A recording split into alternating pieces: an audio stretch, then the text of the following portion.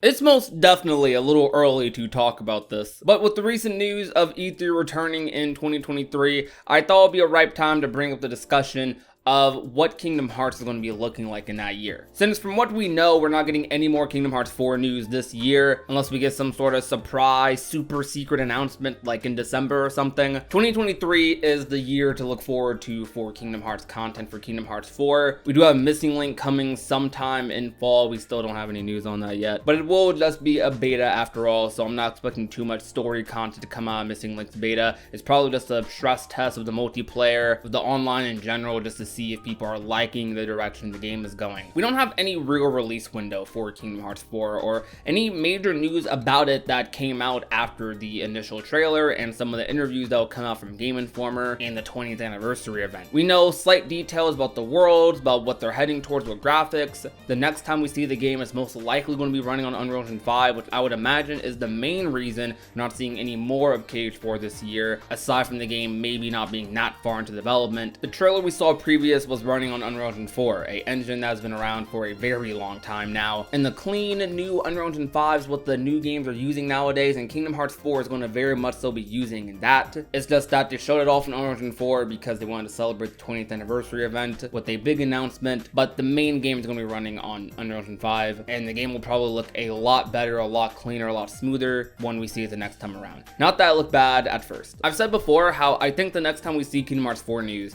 is likely around the 21st anniversary, putting us at a year after the initial reveal of the game. Probably not the exact date of the 21st anniversary, but I'd imagine somewhere around that time frame of that late spring, early summer sort of vibe. I think that will kickstart a lot more Kingdom Hearts 4 news to be shown off. Though I expect next year to have a major focus on Kingdom Hearts Missing Link in particular. Missing Link, like I mentioned earlier, is supposed to be having a beta coming this fall. We still don't know when, but knowing the teams over there will probably be very spontaneous, like a week of or a couple days of notice on when we'll be getting the beta, but they may start rolling out codes or doing the usual early player thing like they do for betas sometime within the next couple of weeks or next month. Missing Link is going to be the game that completes the saga that has been Union Cross and Dark Road, which seems like something they've been focusing on a lot since Kingdom Hearts 3's release, trying to finish up those stories. I'd imagine those stories are going to be very important going into Kingdom Hearts 4, and we have one of the main characters, the main focus points of Union Cross's entire plot smack in the middle, at the beginning actually, of a Kingdom Hearts 4 trailer. So if that doesn't tell you that these stories are important, then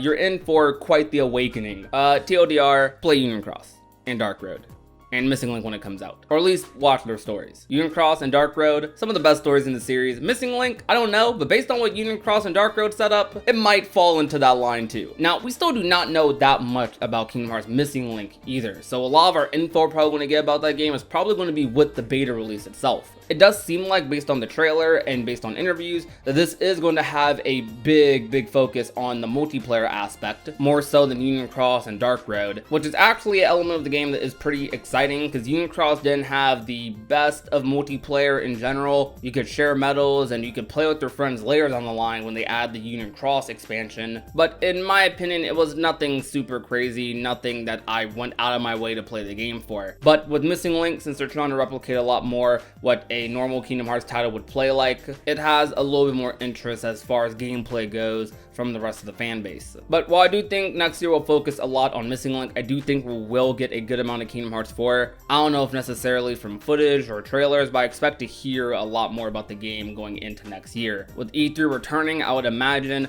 a lot of companies would like to make some deals, especially with Kingdom Hearts. Kingdom Hearts has had great E3 showings in the past, and usually whenever it shows up at E3 is always a big point of discussion, a big focus. In 2018, you had Kingdom Hearts have a presence at every conference, winning multiple awards for having some of the best showcases, because they just went all out that year. We got Frozen revealed, Pirates revealed, some extended trailers. It was just amazing to be a Kingdom Hearts fan anticipating Kingdom Hearts 3 in 2018. In 2015, I believe it was, we saw a little bit more of where the story might have been heading for Kingdom Hearts 3, and we got a good look at Tangled and Sora's new design. And while that old footage of KH3 is definitely a little on the curse side, it was still a big showcase for Kingdom Hearts nonetheless on one of Square Enix's most anticipated games. While Kingdom Hearts 4 was only announced in April of this year, year, and we still have a long ways to go likely for development of Kingdom Hearts 4. I don't think it's going to be as long as Kingdom Hearts 3. I can't say I'm super confident on a time frame. I'm like in the middle. I do think next year is going to be a Missing Link focused year, and then the year after, so 2024, 2025 is probably around the time frame that I'm thinking Kingdom Hearts 4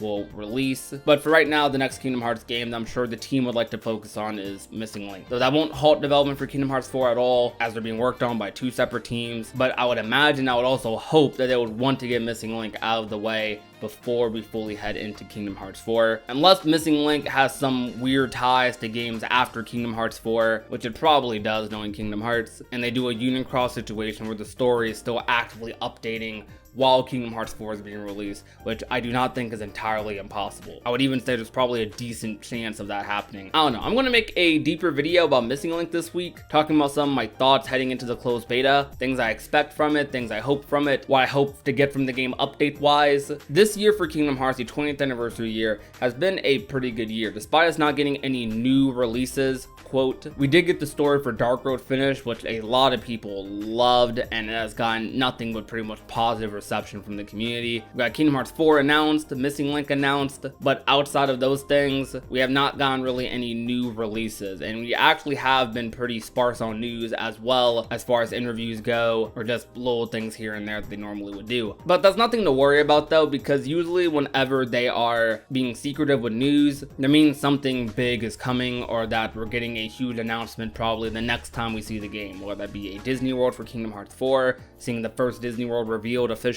or maybe we'll see Azora or Riku in a trailer, and a lot of people would love to see their new costumes, or to see how they look in that game. I've noticed from Square Enix, at least when it comes to Kingdom Hearts, but even a little bit with other games, they like to release things in bulk. They don't always do the trickle advertising unless it's like a couple of weeks or months out from the game's release. But if they're a couple of years out, they usually like to be a little quiet, and then they release a lot of stuff at once, like multiple trailers, multiple interviews. They strategically like to plan out when they try to do their marketing for their bigger titles. So Kingdom Hearts 4, when will that be? Like I said at the beginning, I'm thinking somewhere around the 21st anniversary. E3 season, somewhere around there is the next time we'll probably get a big update on Kingdom Hearts 4 and probably see the game again. Unless there's a surprise waiting for us at the end of the year, which we still have a couple of more months until the year ends. But let me know some of your thoughts. I felt like putting my thoughts out there once again because I saw the news about E3 returning, and while E3 hasn't had the greatest track record over the past couple of years, with everything shutting down and gaming events